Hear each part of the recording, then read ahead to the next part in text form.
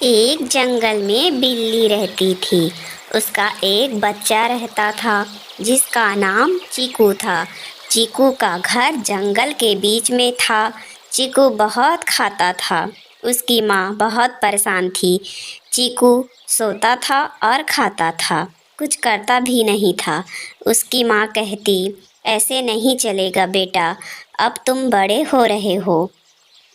माँ बोलते बोलते परेशान हो जाती थी, पर चीकू को कोई असर नहीं होता था। एक दिन चीकू की माँ ने कहा, बेटा, मैं चंदा मामा के पास चली जाऊंगी अगर तुमने आलसी दिखाई तो।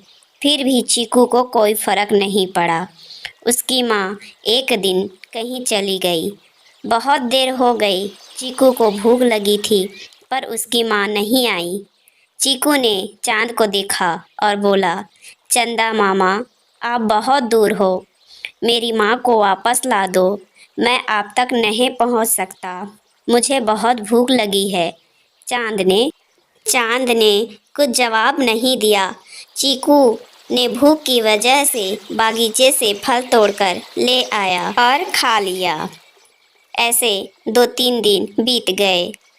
फिर शाम हुआ तो चीकू ने चंदा मामा को देखा और फिर बोला, चंदा मामा, मेरी माँ को वापस ला दो। मेरे बागीचे के सभी फल अब खत्म हो रहे हैं। चंदा मामा ने कुछ जवाब नहीं दिया।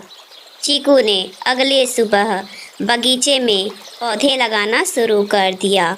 उसने बहुत सारे पौधे लगाए। शाम को चीकू ने फिर चंदा मामा से कहा, चंदा मामा, मैं सब काम सीख गया हूँ, अब मेरी माँ को वापस भेज दो। रात को चीकू सो रहा था, तभी एक शेर वहाँ से गुजर रहा था। चीकू दरवाज़ा बंद करना भूल गया था। चीकू की माँ पेड़ पर बैठी सब देख रही थी। उसने तुरंत आकर दरवाज़ा बंद कर दिया।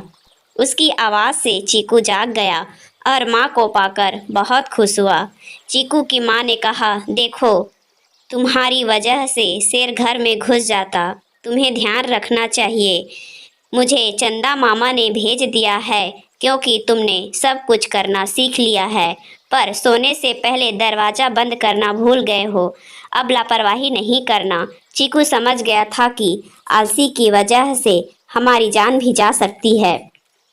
उसने खिड़की से चंदा मामा को धन्यवाद दिया कि उसने माँ को वापस भेज दिया और बोला, चंदा मामा, आप दूर ही रहना, अब मेरी माँ आपके पास नहीं जाएगी।